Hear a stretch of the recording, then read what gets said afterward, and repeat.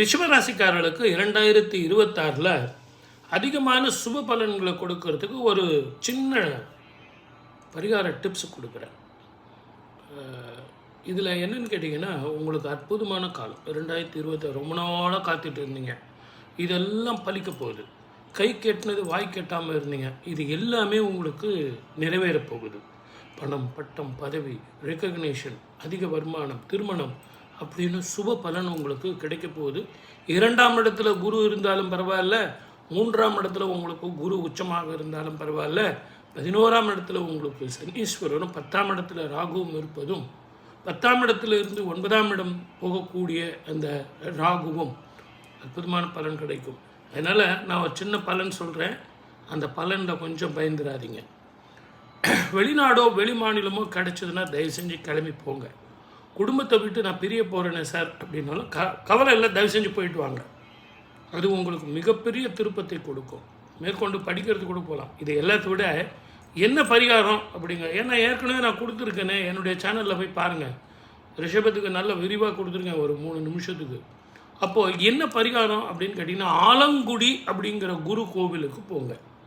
சிவனுக்கு, அம்பாளுக்கு, குருவுக்கு ஒரு அர்ச்சனை, மஞ்சள் வஸ்திரம் தானம், மஞ்சள் ஆடை, வேஷ்டியோ துண்டோ புடவையோ அது மஞ்சள் நிறத்தில் இருக்கிற மாதிரி கொடுங்க. இதை எல்லாத்தோட வெறும் பரிகாரம் சொல்லி நான் போயிட்டேன் சார், அர்ச்சனை பண்ணிட்டேன் சார், அபிஷேகம், அது பிரயோஜனம் இல்லை. அதில் சின்ன சின்ன விஷயங்கள் நம்ம தெரிஞ்சுக்கணும். அங்கே தீபம் ஏற்றுற இடத்துல யார்கிட்டையாவது போயிட்டு பசும் சாணம் வாங்கிட்டு வர சொல்லுங்கள். நல்ல ஜம்முன்னு உருண்டை பிடிச்சி வெத்தலைக்கு மேலே அதை வைங்க.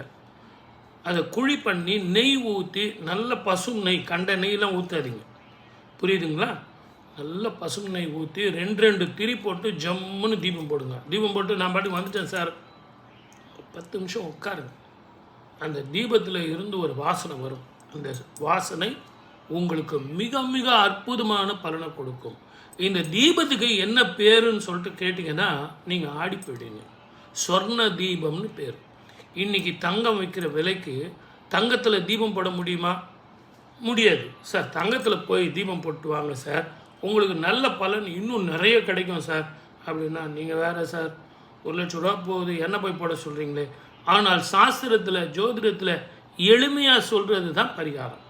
ஆகவே தயவு செஞ்சு நீங்கள் சொர்ண தீபம்னு சொல்லக்கூடிய பசும் சாணத்தில் தீபம் ஏற்றி ஒரு அரை மணி நேரம் எதிரில் உக்காந்துட்டு உங்களால் முடிஞ்ச வரைக்கும் இந்த மஞ்சள் வஸ்திர தானம் பண்ணிவிட்டு ஆலங்குடி போயிட்டு வந்தீங்கன்னா அதை விட சுப பலன் தரக்கூடிய சுப பரிகாரம் உலகத்தில் வேறு எதுவும் கிடையாது. சப்ஸ்கிரைப் பண்ணுங்கள், ஷேர் பண்ணுங்கள்.